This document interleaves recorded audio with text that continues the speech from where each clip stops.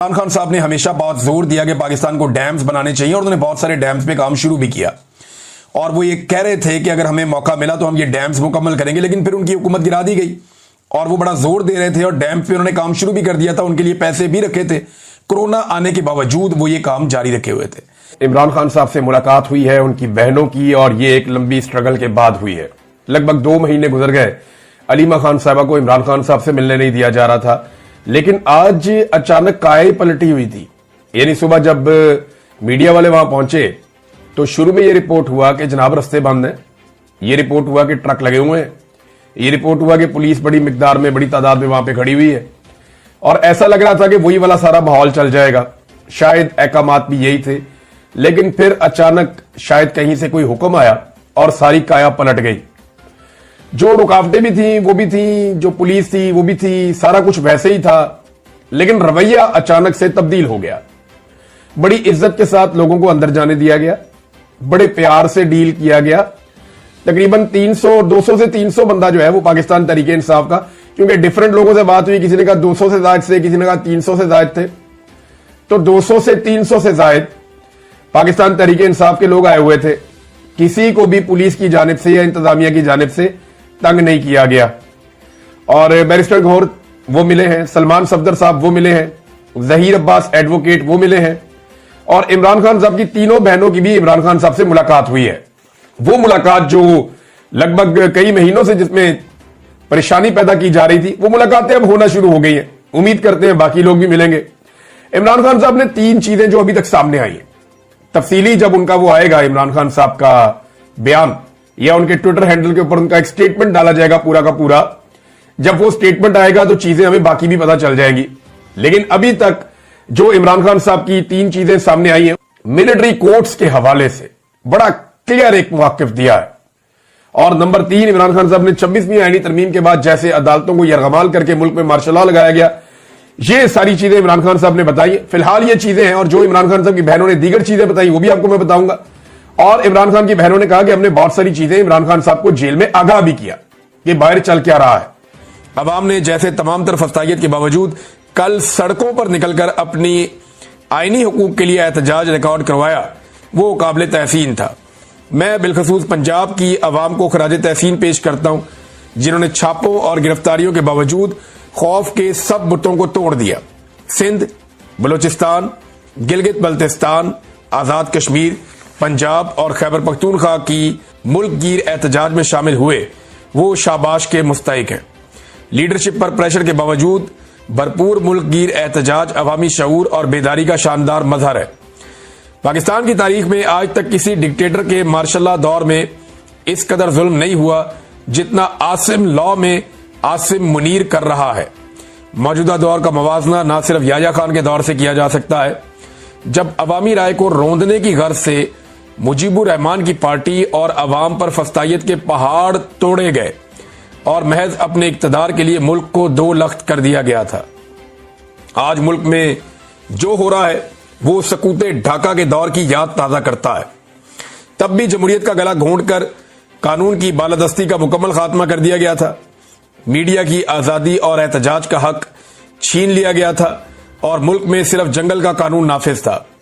इस जबर के निजाम से निजात सिर्फ तब मुमकिन है जब ये कौम यकजा होकर खड़ी होगी, लेकिन कौम आज तक हकीकी आजादी से महरूम है। इस मुल्क में जब तक आइन और कानून की बहाली नहीं होगी, आजादी नहीं मिलेगी। हमें इस माफिया से आजादी लेना होगी और आजादी लेना तब ही मुमकिन होता है जब कोई कौम कुर्बानी देने को तैयार होती है। मैं खुद अपनी कौम की खातिर जेल में बदतरीन हालात काट रहा हूं। यहां मौजूद कैदी भी एतराफ करते हैं कि ऐसा सलूक तो किसी आम कैदी के साथ भी नहीं होता। फिर अलीमा खान साहिबा ने एक और बात की और वो बात उन्होंने कही एस्टेब्लिशमेंट के हवाले से ही। उन्होंने कहा कि एस्टेब्लिशमेंट इमरान खान से डरती है। एस्टेब्लिशमेंट में जरूरत नहीं है कि जाकर इमरान खान से मुलाकात करे। एस्टेब्लिशमेंट में अगर जरूरत होती तो वीलॉगर से मुलाकात की खबरें ना चलवाती, बल्कि इमरान खान से मिलकर दिखाती। लेकिन वो इमरान खान से मिल नहीं पा रहे। ये इमरान खान साहब की बहनें जो है बड़ी अग्रेसिवली आई हैं और एक जो इमरान खान साहब का भांजा है वो तो जुडिशल हो गया, अब वो उम्मीद कर रहे हैं कि उसको बेल मिल जाएगी। दूसरा भांजा जो है वो कल या तो जुडिशल हो जाएगा या उसको डिस्चार्ज किया जाएगा। उसको पेश किया जाएगा जब अदालत में। तो ये शेरशाह वाला मामला था, मैंने आपके सामने रख दिया। एक नादरीन जो मसला एक फंसा हुआ है ना, जहां पाकिस्तान की एस्टेब्लिशमेंट की भी गिच्ची फंसी हुई है, वो मामला आर्मी चीफ की एक्सटेंशन वाला है। इस वक्त खेल दोबारा से शरीफ खानदान के हाथ में। देखिए ना, एक्सटेंशन की जो अप्रूवल है वो देनी है नवाज शरीफ ने, अमली तौर पे वो करना है शहबाज शरीफ और उसकी कैबिनेट ने, और मरियम नवाज बीच में एक मीडिएटर का रोल प्ले कर रही। तो ये सारे इकट्ठे हो गए थे मरी में, और दावा ये किया गया मुख्तलिफ सोर्सेज से कि वहां पे ये तसलसल जारी रखने का फैसला किया गया। ऐलान कर दिया जाएगा कि आर्मी चीफ की मुद्दत मुलाजमत यहीं से आगे कंटिन्यू करेगी और वो 2027 तक आर्मी चीफ रहेंगे। अब खेल जो है वो शरीफ खानदान के हाथ में। ये चाहे तो एक नया आर्मी चीफ ला सकते हैं, ये चाहे तो मौजूदा आर्मी चीफ को कंटिन्यू करवा सकते हैं, लेकिन जो भी नया आर्मी चीफ आएगा वो 5 साल के लिए आएगा, जो आर्मी एक्ट में इन्होंने तरमीम कर दी है। अब मौजूदा आर्मी चीफ को 5 साल देने या नहीं देने, इसका इख्तियार भी इस वक्त शरीफ खानदान के पास है। तो शरीफ खानदान क्या मांग रहा है, ये है सबसे बड़ी खबर। राणा सनाउल्लाह साहब का कहना है कि इमरान खान ने सियासी रास्ता निकालना है तो उन्हें सियासी जमातों से बात करना होगी, उन्हें हौसला करना होगा वो नवाज शरीफ के साथ बैठे, उन्हें हौसला करना होगा कि वो आसिफ अली जरदारी के साथ भी बैठे। इमरान खान को यह कहना चाहिए कि शहबाज शरीफ ने डायलॉग की ऑफर की, आप उनका शुक्रिया अदा करें, उनके साथ बैठें और उनसे जो बात होती है वो आकर मुझे बताएं। देखें, यही राणा सनाउल्लाह साहब और उनकी जमात ये कह चुकी है कि हमारे पास इख्तियार ही नहीं है। जब मुज़ाकरात हो रहे थे 26 नवंबर को पाकिस्तान तहरीक इंसाफ पे गोली चली, उनके लोग शहीद हो गए, उसके बावजूद तहरीक इंसाफ ने मुज़ाकरात किए, लेकिन इन्होंने कहा जी हमारे भी इख्तियार में ही कुछ नहीं है, हम तो इमरान खान से उनकी पार्टी के लोगों की मुलाकात भी नहीं करवा सकते।